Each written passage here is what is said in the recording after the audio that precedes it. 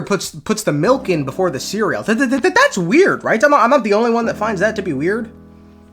I don't know. Anyway, on to the video. You know, it's often said Genshin Impact waters down its villains to appeal to a wider audience, and, you know, on the surface level, this tends to be true. You'll catch no argument from me stating otherwise, especially as it pertains to playable and upcoming characters. The worst case of this happening was pretty recently, actually, with Arlecchino and her story quest, which was giving us, the players, the illusion the knave kills those who defect from the House of the Hearth. I mean, in this shot, she's walking over to them with a scythe in hand, seemingly ready to collect some souls, only for the game to then pull the rug out from under us and pull a fucking miracle potion out Arlecchino's ass, and when others ingest it wipes out memories pertaining to the House of the Hearth specifically, and then other than that, they're simply free to go. So yeah, I mean, that was horrific, let's just be honest. And while yes, you know, most of the villainy in this game is less, you know, Ministry of Darkness evil and more 1990s Goosebumps evil, there are still a few notable individuals who are truly wicked, no matter the context the game tries to provide. The road to hell is paved with good intentions, my friends. You'll be hearing a lot of that in this video, and in the comments, I'm sure.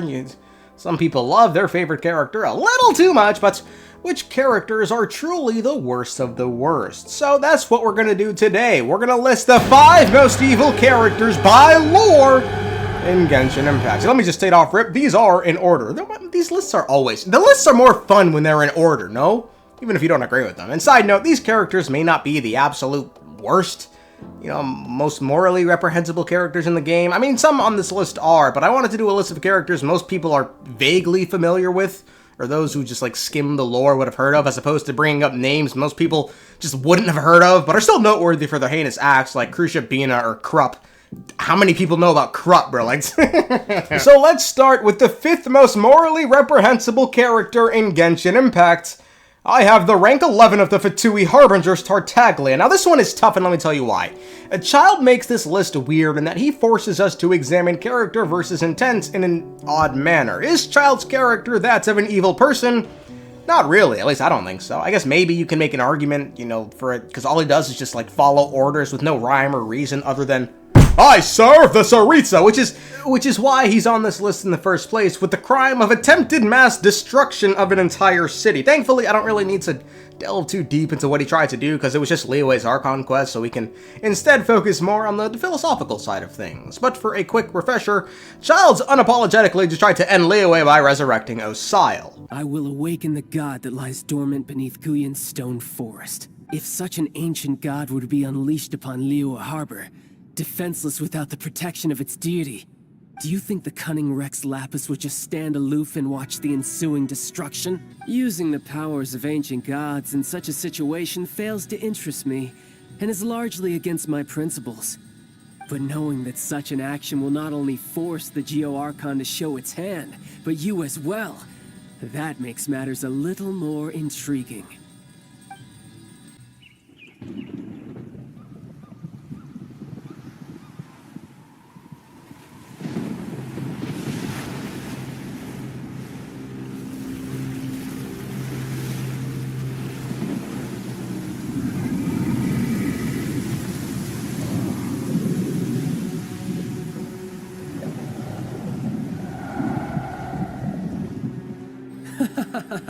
Let's see. Will the nation that has lost its deity be swallowed up by an ancient malice once more? If you wish to drown together with the people of Liyue, you're free to stay and enjoy the show. And now again, the thing that makes this case unique is we've come to know Childe by now, and he is by all accounts a decent human being. Well, you know, except for the times he's not. Childe's most concerning trait as a person isn't his penchant for fighting.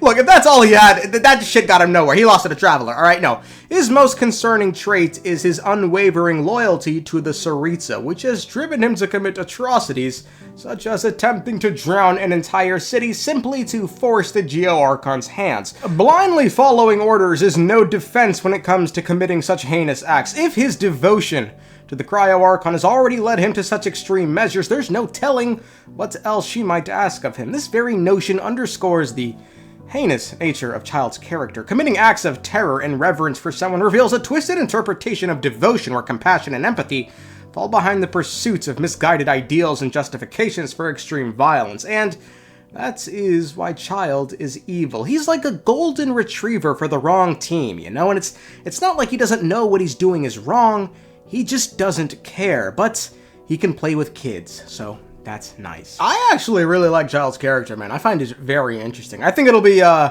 fun to see Childe enter a crossroads in the future when the interests of the Fatui and the Cryo Archon come into conflict with the best interests of the one thing he cares about more than anything, his family. Moving on from the city-level threats that Childe is, we have another city-level threat, or I guess, you know, she's a bit more than a city-level threat, but, you know, her crimes involve a city. In the 4th spot, I have Raiden Ei. Now, she is quite literally a character defined by the saying, the road to hell is paved with good intentions. She's a god who tried to protect her city, but in the process, nearly destroyed it. A tale as old as time, huh? Following the destruction of Conria, Ei, fearing the same fate for Inazuma, one day decided to cut off ties with Celestia, create a puppet to rule Inazuma, peace out to the plane of Euthymia, and do nothing until the heat death of the fucking universe. For about 498 years, things were going fine until the Fatui started licking their chops like, hey, Reddit Shogun, you looking mighty fine over there, bitch!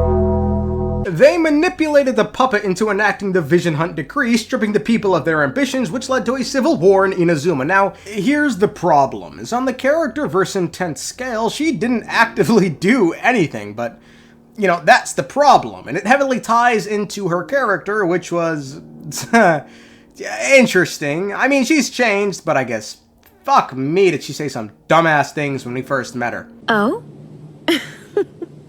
Surely you didn't rouse me from my state of eternal meditation only to tell me this. If so, then you underestimate me. I am quite well informed about the Vision Hunt Decree. Not so. Only everything that pertains to eternity. The Vision Hunt Decree has my tacit approval. The Fatui's actions thus far do not constitute a threat to eternity.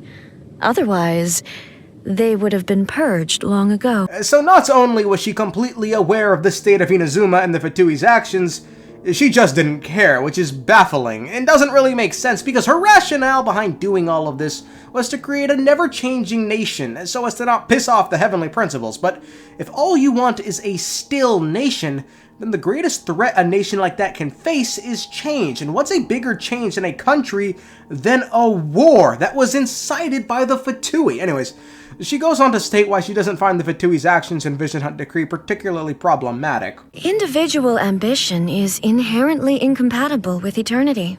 What you might not realize is that all too often, people have far more to lose by chasing their dreams. Consider this. No one will lose their life on account of having their vision taken away. Rather, those who have lost their lives are the ones who insisted on pursuing their own aspirations. Are they not? Okay, so my thing is, at what point did you draw this conclusion? If mankind's ambitions is inherently incompatible with your definition of eternity, then were the first 498 years of this little experiment a fucking failure? People were getting visions. Anyway, she caps off by stating this. So, I won't insist that you comprehend the meaning of my actions. What matters is that I tread the path of eternity on my people's behalf. So it's this very line. What matters is I tread the path of eternity on my people's behalf. That really showcases what she's trying to do. She's trying to ensure her nation's survival, but in the process is killing it, and she's indifferent to it so long as her version of eternity remains. At any point, she could have regained control of the puppet or simply gave it orders to deviate from its path, yet chose not to due to her character, which, as we all just witnessed, is spotty at best. The things she said are dumb, and it's on purpose, right? I mean, my nigga, the reason the scene finishes off with the Traveler stating, "I'm here to demolish your ideals," is because the game is like, she's wrong. Ei was a god who, you know, couldn't have cared less about the people she was supposed to protect, and even worse, criticized their having ambitions. This in turn led to a scenario where corruption spread throughout Inazuma, a civil war broke out, and she simply sat idly by and watched. Once again, the road to hell is paved with good intentions. Somehow, she made the sacrifice to tread eternity all on her own on her people's behalf, yet it was the people of Inazuma that suffered as a result. And while she's changed from who she once was, and no one in Inazuma holds a grudge because she's hot, we are anonymous. We are legion. We do not forgive. We do not forget. Expect us. You have till Halloween.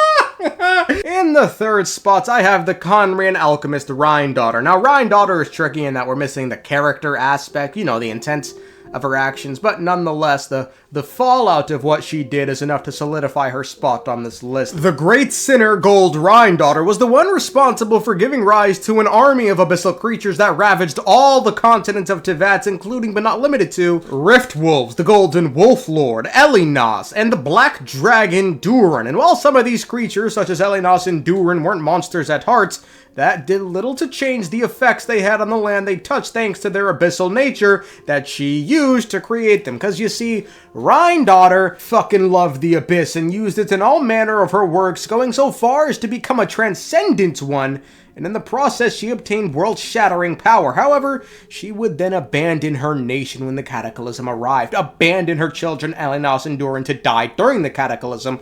What's interesting about Durin, however, is it was Rhinedottir who egged Durin on to spreading his wings and showing himself off. But given she created him, surely she knew his abyssal nature would poison all it came into contact with. So, if that's the case, she either didn't care, or even worse, did it on purpose, which would make her a monster of the highest order. Furthermore, when the Rift Wolves were terrorizing Teyvat during the Cataclysm, she seemingly did nothing to quell the fact that her monsters were now running all over Teyvat like a virus, tearing down barriers and poisoning all. As a matter of fact, she's plainly described as having given rise to an army of shadowy monsters, and Dane also pins the Conrian disaster on her alchemical art form, the art of chemia. No one can dispute Albedo's talent, but the source of the knowledge he possesses. It once brought about the destruction of a glorious nation, the art of chemia. Soil and chalk, the universe and earth, pure dust and the birth of human life. There is no mistaking it. I am content to watch most crises play out from the sidelines, but if Albedo were ever to make a single wrong move, I could not let myself ignore it. So, I mean, yeah, unless a demon possessed her when she was like 3 and took over all the Rhinedottir duties from then on out, I fail to see how she beats the case. I mean, hell, she even abandoned Albedo. Old habits die hard, I guess. Rhinedottir managed to take us from a city-level threat to a continent-level threat, so good on her. But there's not much we can say with regards to her character right now, so moving on. In second place, I have the second-ranked fatui harbinger, the Doctor. Dottore, I'm sure a lot of you were expecting to be number 1, but tuts.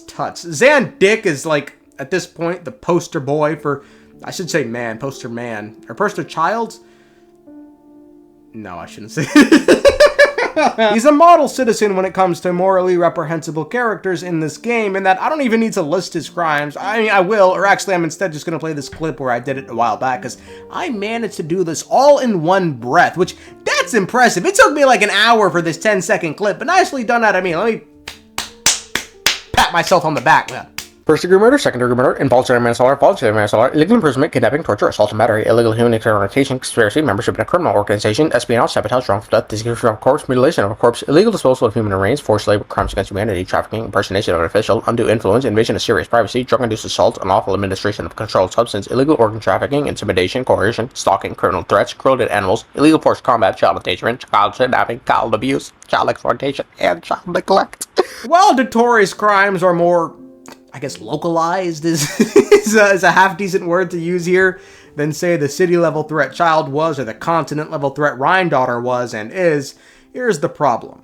His character. It's without a doubt the most morally reprehensible one in the game. He is unapologetically evil, and even before he had this support system of the Fatui that's enabled him to go further, like construct this fucking death ring in the manga that just makes kids fight to the death versus monsters for people to watch, evidently? Who are all these random niggas? Let's not forget, when he was but a student of the academia, he murdered fellow researcher Sora by choking her to death. So, I mean, he's just inherently evil. That's his nature. This is the role Dottore plays in the story. He's meant to be the worst of the worst. I mean, it's not a good sign. They keep going back to the fucking child experimentation with him. It really can't get much worse than that. And to him, that's all they are. Experiments. There's no empathy, no value of the human life, just a log in a book. While he was once human, he now has power rivaling the gods, so he can really just do whatever the fuck he wants now, huh? Nope.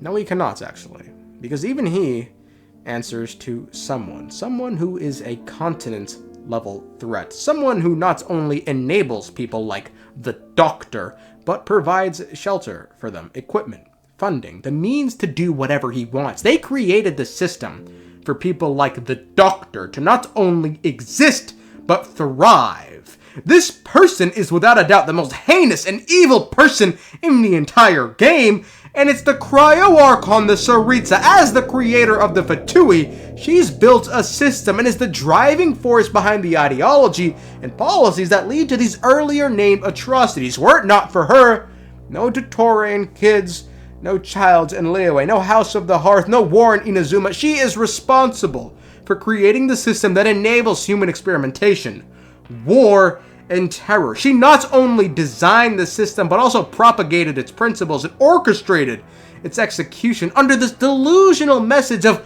we must revolt against the heavenly principles by any means necessary, and anything short of her fucking head on a stick cannot absolve her of her crimes. And one day, she will face the music, and it's only that heaven-sent divine fucking nail that can cleanse her of her wrongdoings. Thank you, Feyman.